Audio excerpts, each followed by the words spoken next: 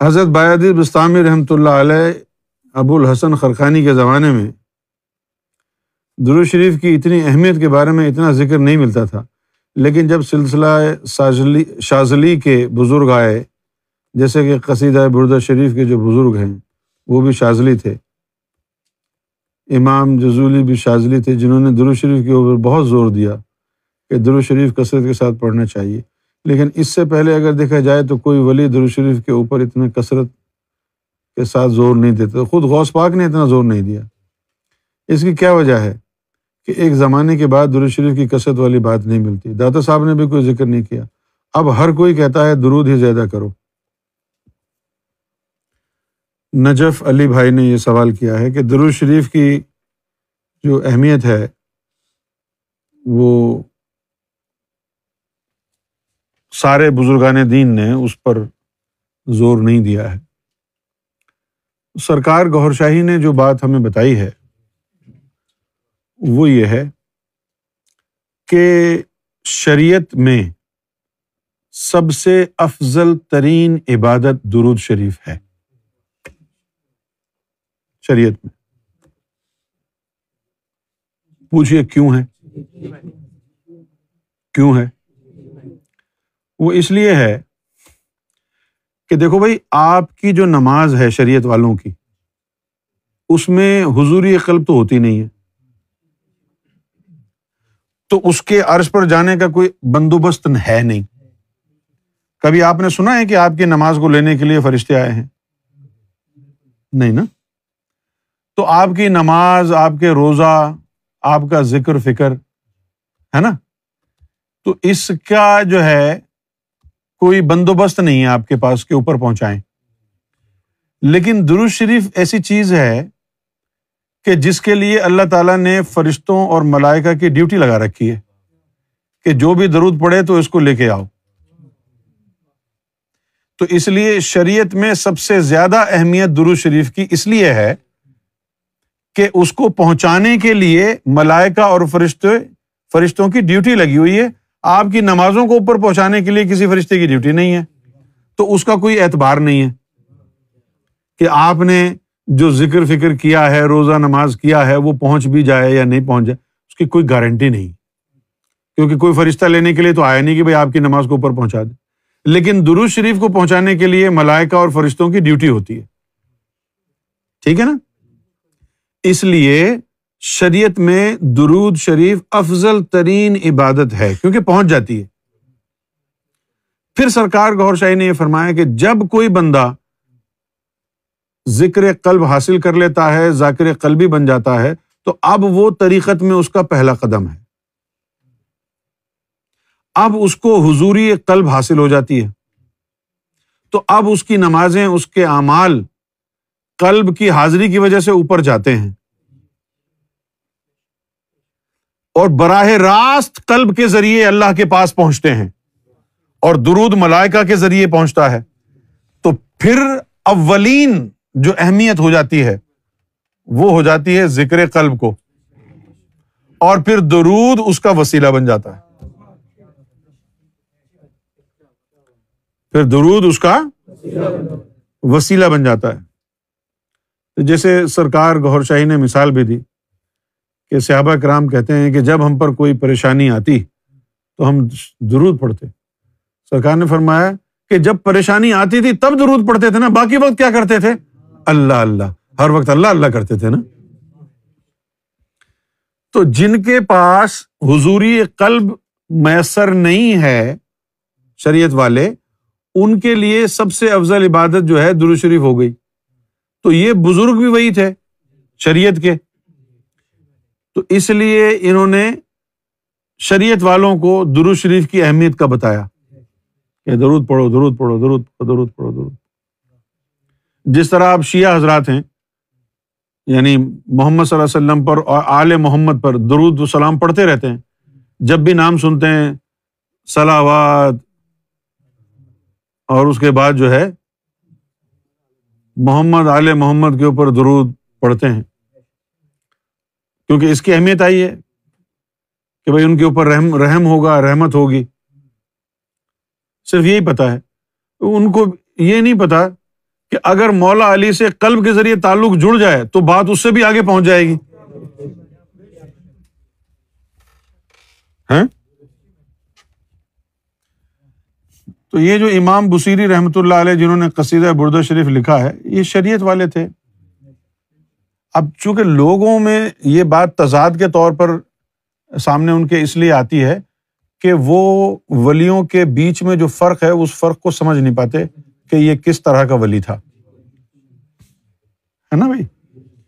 کچھ ولی جو ہے وہ شریعت والے ہوتے ہیں، کچھ طریقت کے ہوتے ہیں ولی، کچھ بہت بڑی ولایت ہے، وصل والے ہوتے ہیں، ہر طرح کی ہے.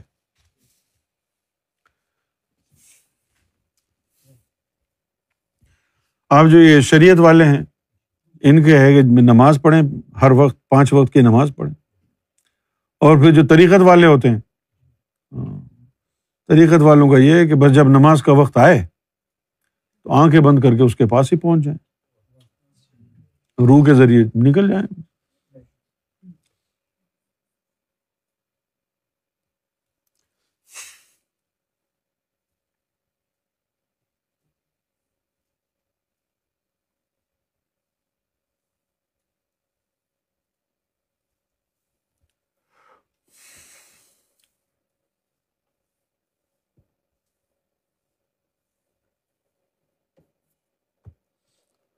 جنید علی چنا، جیکب آباد، گور شاہی مرحبا.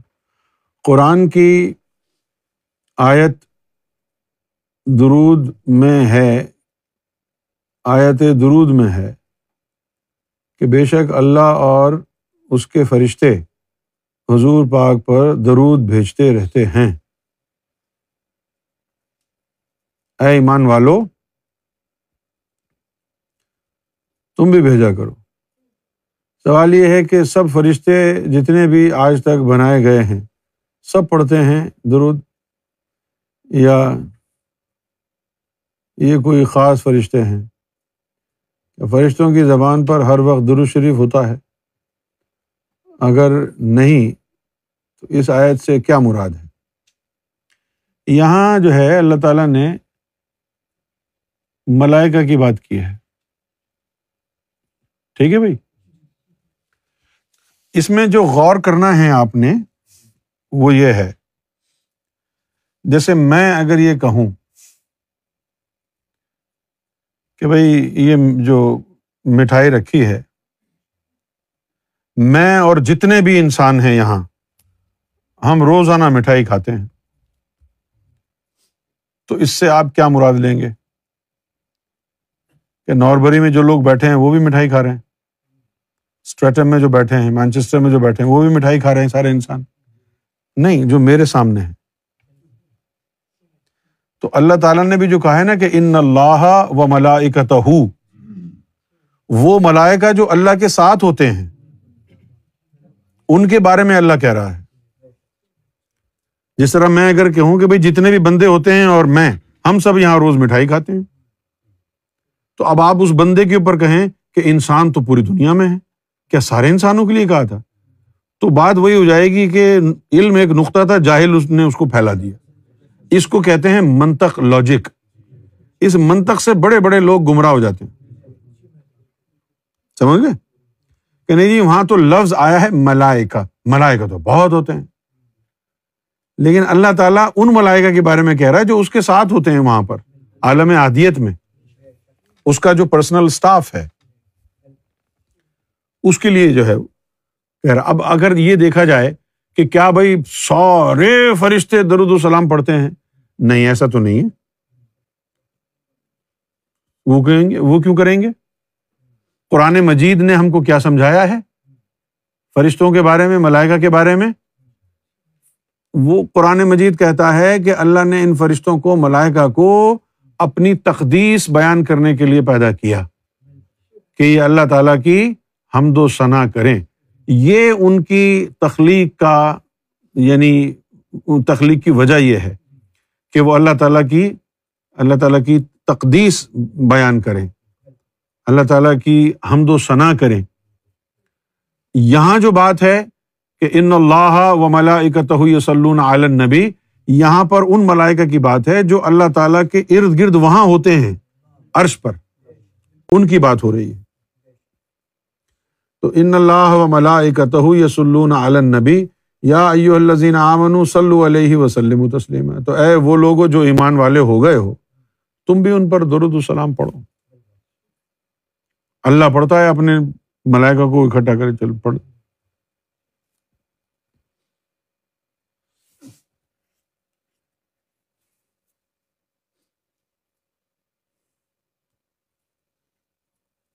لیکن میرا اپنا ذہن یہ کہتا ہے درود کے بارے میں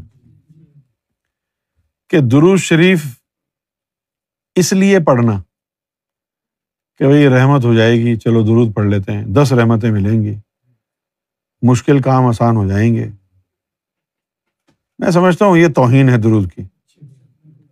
آدمی اللہ کے رسول کی تعریف بیان کرے، درود پڑھے تو ان کی محبت میں پڑھے،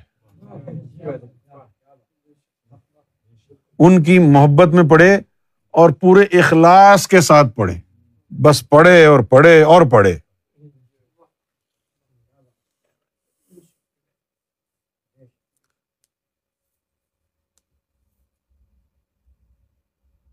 کیسا لگے گا آپ کو کہ آپ جو ہے کہیں کہ بھائی میری تعریف کرو، جو میری تعریف کرے گا اس کو ہر منٹ میں 1 پاؤنڈ دوں گا،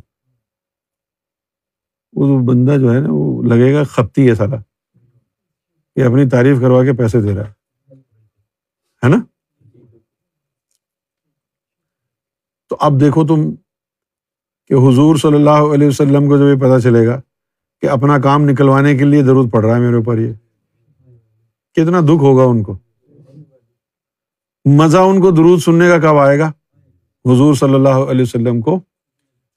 کہ جب بندہ ان کا غلام بے لوث، کسی لالچ کے بغیر، کیوں بھائی، کسی خواہش کے بغیر کہ میرا یہ کام ہو جائے، مجھے وہ مل جائے، یہ مل جائے، وہ مل جائے، رحمت ہو جائے، بے لوث پڑھے، تو پھر حضور کو مزہ آئے گا، یار یہ میرے لیے پڑھ رہا ہے۔ درود پڑھو تو حضور کے لیے پڑھو۔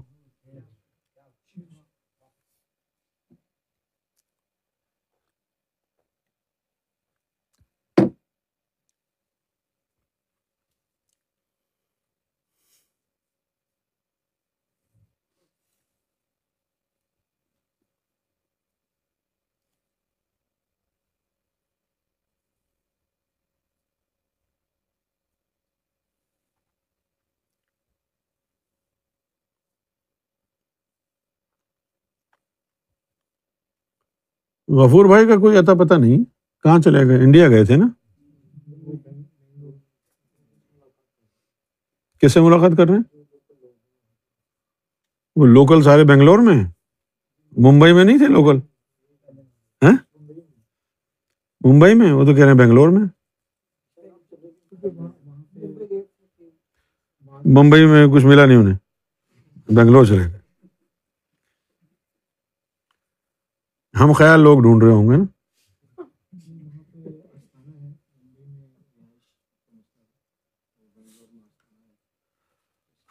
اچھا اس لیے، اوہو یہ تو بہت بڑا مسئلہ ہے۔